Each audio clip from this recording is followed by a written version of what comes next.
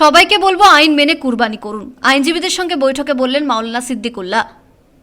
রাজ্যবাসীকে বলবো আইন মেনে কুরবানি করুন। পঞ্চায়েত সমিতির কাছে লিখিত আবেদনের মাধ্যমে অনুমোদন নিয়ে কুরবানি করা হোক।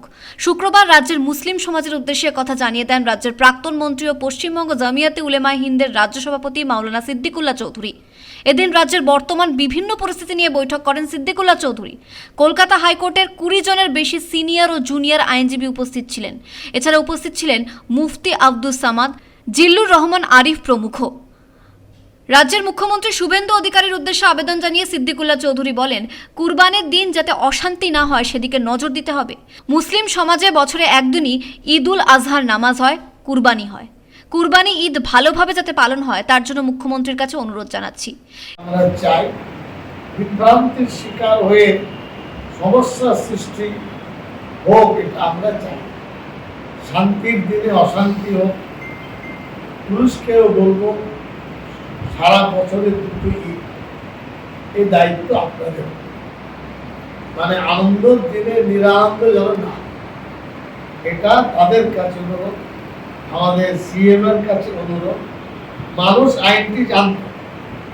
গতকাল হাইকোর্টের চিফ জাস্টিসের বেঞ্চ খুলে গেছে আইনটা কি ও কেন, এবং মানুষের কাছে নজর এসেছে যে 49 সালের আইনটি ABCD আগে জানাই ছিল, লক করা ছিল, সে আইন থেকেও খুলে গেছে। সব দায়িত্ব এসেছে সরকারের কাছে, চিফ জাস্টিস যেটা করেছে। আমরা আশা করব সরকারের কাছে ভালো নির্দেশ পাওয়া।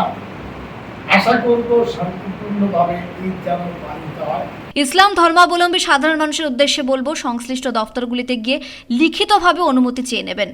আইন মেনে যাতে কুরবানি হয় তার জন্য পুলিশ আধিকারিকদের উদ্দেশ্যে বলবো বছরে 2টি ঈদ সেদিকেই লক্ষ্য রাখা। কারণ আগে এই আইন মানুষ জানতো না, এখন আইন জানছে।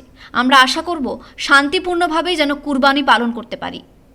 এছাড়া এদিন ভোটার তালিকা থেকে যাদের নাম ডিলিট হয়েছে তাদের ব্যাপারেও আইনি সহায়তার বিষয়ে আইনজীবীদের সঙ্গে আলোচনা হয়।